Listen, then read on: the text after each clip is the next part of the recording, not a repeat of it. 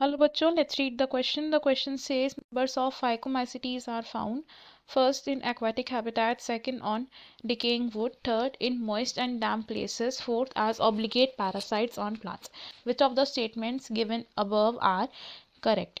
Question में हमें कुछ स्टेटमेंट्स दी गई हैं regarding the members of phycomycetes. First statement में कहा गया कि ये फाइकोमाइसिटीज के मेंबर्स एक्वेटिक हैबिटेट्स में पाए जाते हैं।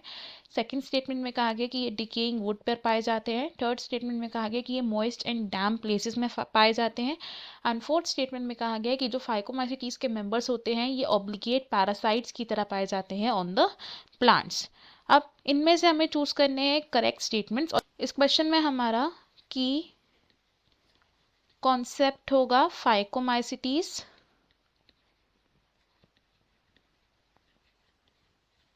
फाइकोमाइसिटीज तो फाइकोमाइसिटीज को इंक्लूड किया जाता है इन kingdom fungi,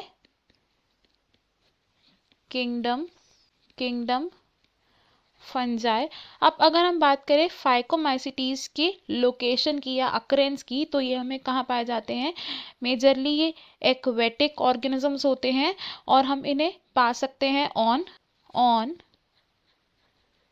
decaying log of would. और साथ ही साथ फाइकोमाइसिटीज के मेंबर्स मेजरली हमें मिलते हैं इन मोइस्ट एंड डैम्प प्लेसेस। और फाइकोमाइसिटीज के कुछ मेंबर्स ऐसे भी हैं जो ऑब्लिगेट पैरासाइट्स की तरह प्रेजेंट होते हैं along with the plant. They are found as obligate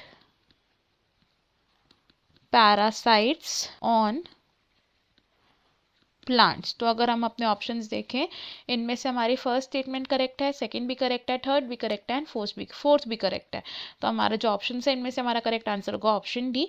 option A, option B and option C हम रॉन्ग कंसिडर करेंगे। हमारा फाइनल आंसर है यहाँ पर option D. I hope you have understood it. Best of luck. Thank you.